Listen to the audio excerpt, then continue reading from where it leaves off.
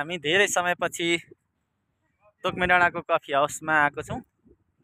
Coffee हाउसको चाहिँ यो जङ्गल सल्लाघारी लभ डाँडा भनौँ न होइन, लभ डाँडातिर आएको छौँ घुम्नलाई।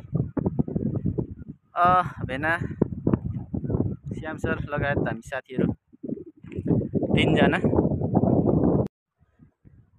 लभ डाँडा भन्छ होइन। पहिलादेखिको सल्लाहको पातहरू झरेर चाहिँ एकदम सुकिरहेको छ। यहाँ एकदम चिप्लो हुन्छ होइन। तल देख्दै हुनुहुन्छ नगरपालिकाको भवन।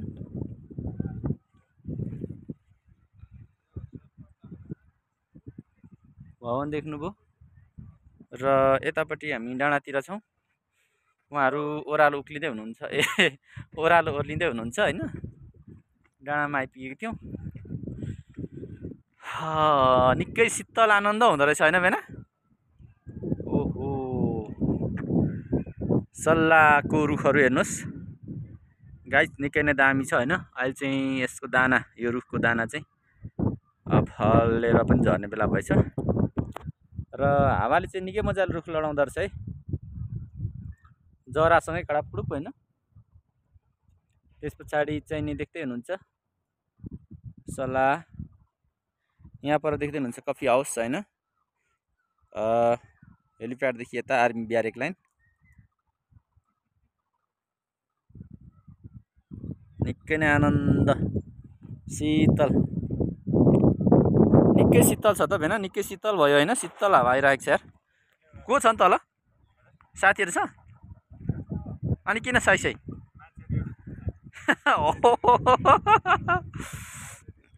हाम्रो सरहरूले पनि मान्छे चाहिँ नछोड्ने नै भयो, साइसाएर सिसी पारा खेदाइहाले होइन। गाइज कहाँ छ मान्छे? यो त लास्टै चिप्लो हुन्छ नि हौ यो सल्लाह त। तल रोड, त्यहाँदेखि चिप्ली गयो भने तलै पुगिन्छ होइन।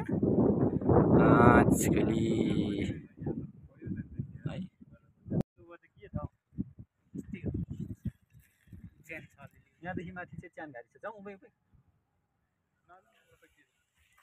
जाउँ न, हिँड्दै फेरि यसो घुमेर आउने। कस्तो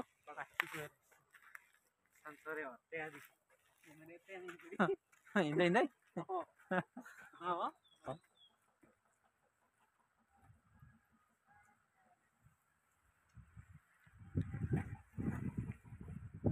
अल्छी, आज साह्रै अल्छी लाग्थ्यो। कस्तो दिमाग फ्रेस भयो होइन हावाले। तपाईँलाई अल्छी लाग्यो? अल्छी लागेको छैन मलाई त, निद्रामा लागेर कफी खानै नपर्ने भयो। अब यो रुखहरू चाहिँ टक्क काटेर चाहिँ होइन घर बनाउने यो सरकारी जङ्गल हो। यहाँ चाहिँ रुख काट्न पाइँदैन। यहाँ चाहिँ बाटो चाहिँ सबै सिँढी चाहिँ हेर्नु, फोहोरले धुलोले ट्याप्प पुरिएको अवस्था छ। यसलाई सरसफाइ गर्नुपर्ने, त्यो पनि छैन। हामी आउँदैछौँ गाइज, बाटो अप्ठ्यारो छ, बिस्तारै आउनु है तपाईँहरू। तराईबाट आउनुभएको होइन? हामी तराई पनि तराईबाट आएको नि हो, हिँड्न पो जानिँदैन। लडिन्छ है, चिप्लेर तल पुगिन्छ नि फेरि।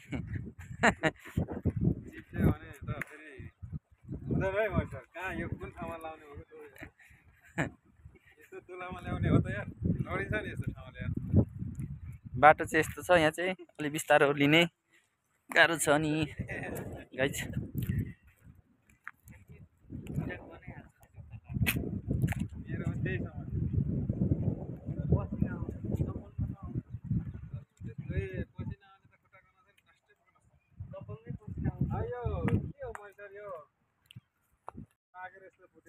कस्तो फुटेको छ खै?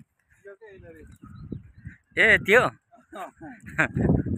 यो के पाकेर फुट्यो हो यस्तो? ए यो त बुढो भएको होला नि। अब बुढो भएको छैन, फेरि फुलेको छैन त। पाकेर हो कि क्या हो त? सबै पाकेर फुटे जस्तो भनेर त आलु फुटे जस्तो। बाटो चाहिँ यस्तो छ। अब यो ओह्रालो बाटो त एकदम डेन्जर रहेछ साथीभाइहरू। चिप्लियो भने तल पुगिन्छ। स्लिप्यात हुन्छ है। बरु ज्यान जोगाउँ, मोबाइल सोबाइल फालिदिउँ तल पुग्ने गरी। होइन भिडियो गरौँ। बहिनीहरू यहाँ तल हुनुहुन्छ। नगरौँ है नबनेर चाहिँ यहाँबाट झरेछ साथी बिस्तारै आउने आइपुग्यो हामी टक्क। त्यस पछाडि हामी कफी हाउसको डाँडामा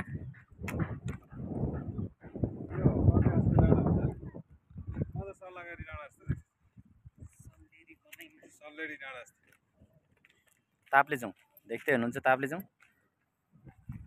ल है ल यो के हो यस्तो जरा है यो समातेको हो कि हो जराले डाँडाको रुख लड्छ भनेर होला यो होइन ढुङ्गा नि लडिजान्छ ढुङ्गा लडिजान्छ भनेर होला। दामी समाएको रहेछ यार हेरौँ यस्तो दामी यस्तो बाक्लो जरा अनि के हुन्छ नि साथीहरू।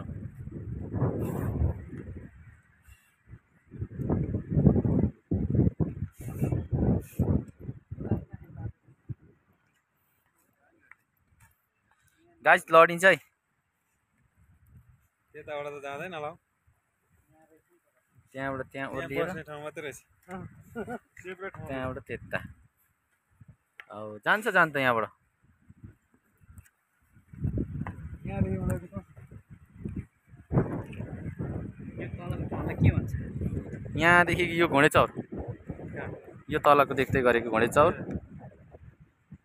होइन त्यहाँ टनेलहरू छ एक दुईवटा यता नि कालोपत्रे गर्दैछ कि हो कालोपत्रे प्लस गर्दैछ नि होइन गर्दैछ प्लस त्यो तल देख्दै हुनुहुन्छ हाम्रो के अरे त्यो भेनियर भेनियर आम्मामामामामा हेर कत्रो भेनियर हेर सानो स्पिड आउँदैन त उखेर त कार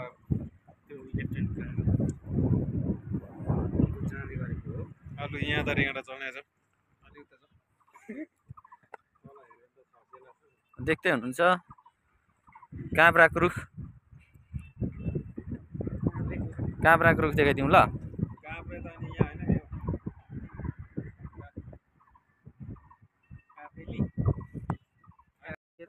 लागौँ लागौँ है लागौँ आज चैते दसैँ पनि अरे 2081 सालको